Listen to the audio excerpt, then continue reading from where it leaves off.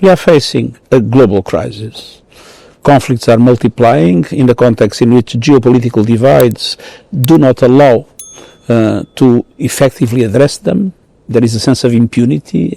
Every country believes they can do whatever they want. So in this context, we absolutely need leaders to come here and to turn the tide, to come here and understand that international cooperation is vital in a moment like this, to come here and do the negotiations and the mediations that are necessary to at least create hope for peace in some of the situations we are facing.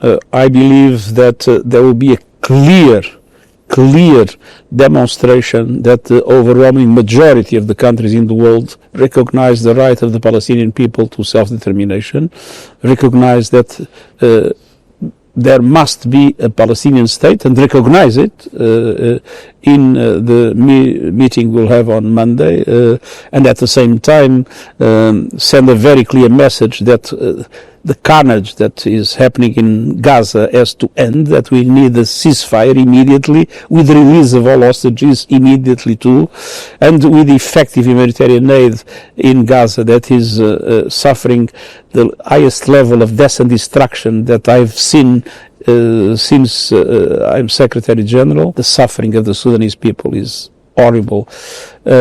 So I think it's time for the Security Council to be able to take, with the agreement of all the key powers, very tough measures on Sudan, to make those Sudanese parties understand that what they are doing is a crime against their own people. As we live in a world of impunity, it is easy for countries that see the examples of big powers waging war, as in the case of the Ukraine.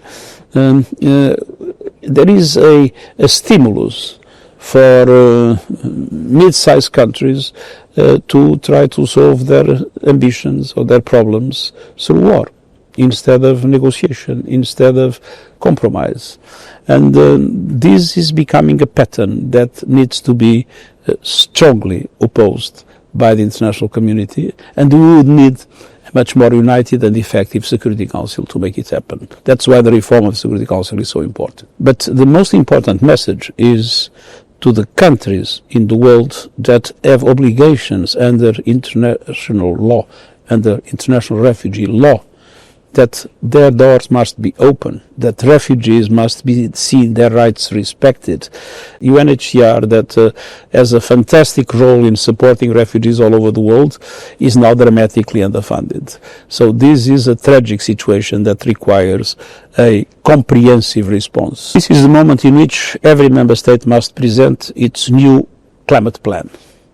And it's essential that those climate plans are aligned with the objective of 1.5 degrees, which means that they bring a dramatic reduction of emissions. We absolutely need to preserve human agency in artificial intelligence, to guarantee that artificial intelligence is an enormous contribution to the Sustainable Development Goals, to more equality in the world, and to avoid at all costs that artificial intelligence deepens the divide between rich and poor in the world, and at the same time that it is used for purposes that represent a danger for our societies.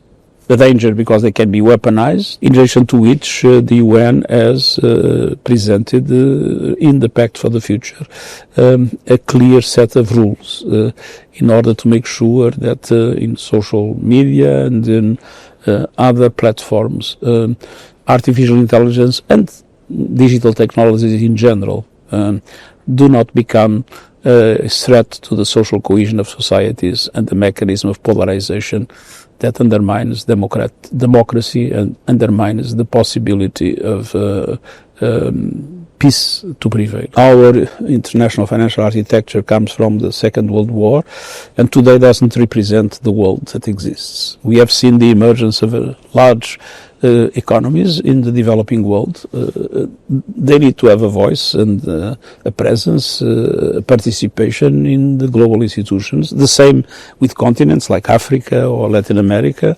that are absent in the mechanisms of decision. We know that official development assistance is not growing, on the contrary, is being dramatically reduced. But there are a certain number of things that can be done that can multiply the resources that exist. For instance, if we put $1 in a project, is $1. If you put $1 in the capital of a multilateral development bank, it's $5, because they can go to the market and obtain additional resources. So we need to do a number of reforms of the system. Gender parity are central to the objectives of the United Nations. If there is a pushback, we need to push back against the pushback. And we need to reaffirm that the world can only be fair if the two halves of the world are at the same level and can work together to the benefit of us all. I'm not optimistic nor pessimistic, I'm determined. I think this is a moment in which we need determination. Sometimes it looks there is no hope. We must build that hope, and we must be determined, never giving up, and fighting until our objectives can be achieved.